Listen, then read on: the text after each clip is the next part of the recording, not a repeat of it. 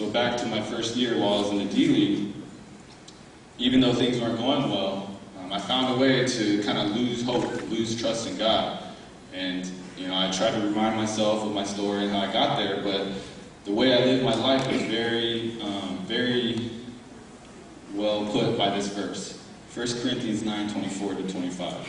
Do you not know that in a race all the runners run, but only one receives the prize? So run that you may obtain it. Every athlete exercises self-control in all things. They do it to receive a perishable wreath. The prize that I was playing for at that time was a perishable wreath. I was playing for great games, great stats, getting recalled to the Warriors, making it past the trade deadline, getting the next year of my contract, living up to everyone's expectations.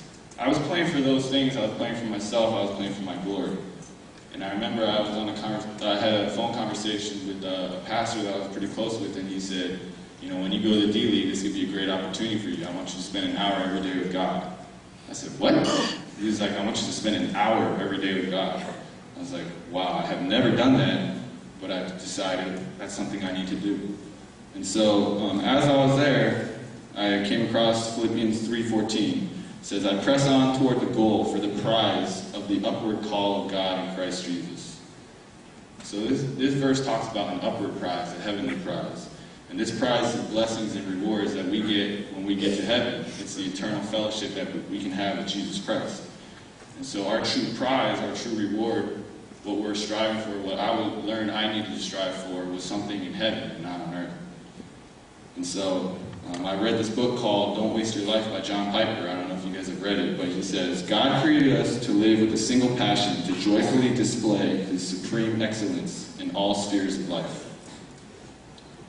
When Paul wrote in Philippians to press on for an upward prize, what he was saying, what he was doing was living for that, and that made his life meaningful. And I realized I had to learn to do the same. I had to learn to stop chasing the perishable prizes of this earth. I had to stop chasing personal glory. I had to learn how to give my best effort unto God and just trust Him with the results. I had to learn to have enough faith to trust in His grace, to trust in His sovereign and perfect plan. I had to submit my will, I had to submit my desires, I had to submit my dreams. I had to give it all up to God and just say, look, I'm going to give my best effort. I'm going to go out on the court, I'm going to play every day for you, and I'm going to let you take care of the rest. And this is something that I still struggle with every day, to this day. Even before getting up here, I was telling my cousin Alan, I was like, dude, I'm kind of nervous. And he's like, dude, just give it up to God. And so that's something that I still struggle with every day. As the season went on, I got recalled. Got sent down and recalled 3 times in the D-League. After the 3rd time, I got up to the Warriors and we played the Grizzlies. And I remember I had like 8 points in 10 minutes or something like that. And I was like really happy. I was like, oh, this is like all worth it. This is what I was working for.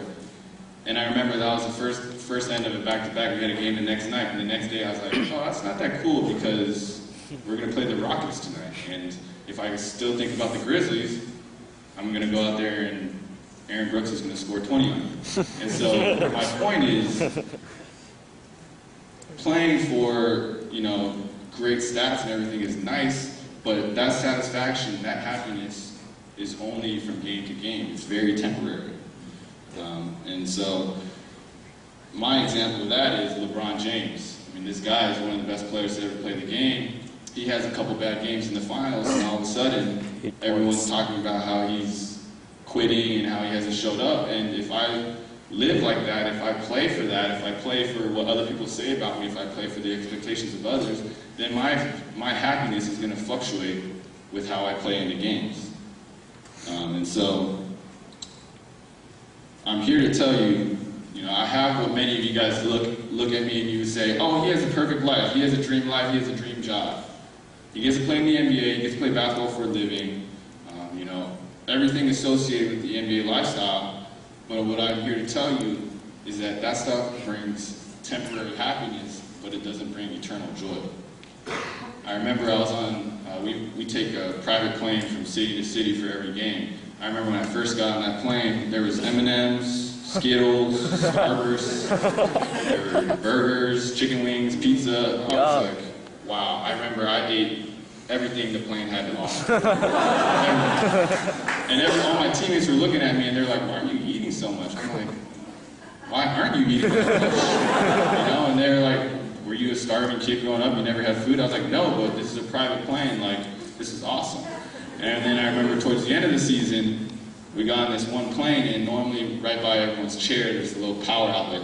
So you can plug in your phone charger, your computer charger. And I remember I looked down and I was like, dude, there's no power outlet here.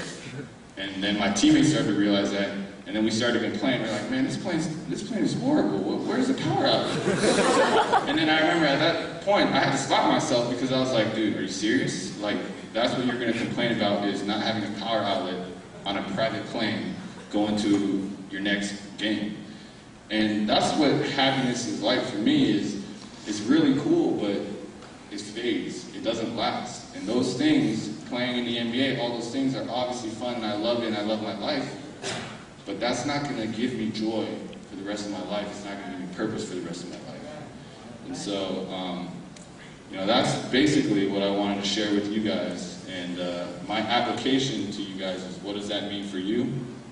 If you're a non-believer, my challenge for you is to really think about what you're living for. What is your prize? Are you playing for a perishable wreath, or are you playing for a heavenly prize? What do you think about most every day when you wake up? It could be SATs, college, it could be money, a good job, a promotion, cars, video games. It could be pornography, it could be girls. If you're a girl, it could be attention, it could be beauty, it could be all these different things. I don't know what everyone pursues, but you have to take a look at yourself and really ask yourself, what is my prize? What am I living life for?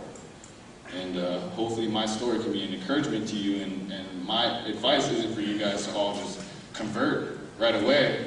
My only encouragement to you guys is just to get to know God. Try to get to know God. I don't care if that's opening your Bible, reading a chapter a day. It could be talking to a Christian friend who has been trying to evangelize for you for a while. It could be talking to a pastor. It could be attending church. It could be any of those things, but my encouragement is that you wouldn't leave, or you wouldn't go through this next week without at least doing one thing to try to get to know God a little bit more, to try to understand that He has salvation waiting for you. He has purpose in life waiting for you. He has eternal joy, eternal peace waiting for you. And if you're a believer, I'd ask you the same question. What is your prize? What are you living for? How can you play the game of life for the heavenly prize?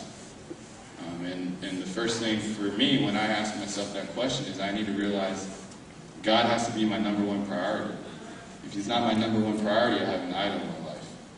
And so for me, I don't know how much time you guys spend with God, but if you don't spend any time with Him daily, try to spend 10 minutes with Him. If you spend 10 minutes, try to get 15. If you do 15, try to do 30. You know, just start evangelizing to a non-believing friend that you've had your whole life that you've never really mustered up the courage to share the gospel with. Give your best effort in school, in your job, or whatever you're doing, and let God control the results.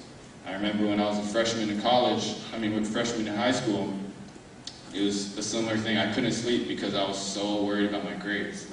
I was like, I have to get straight A's.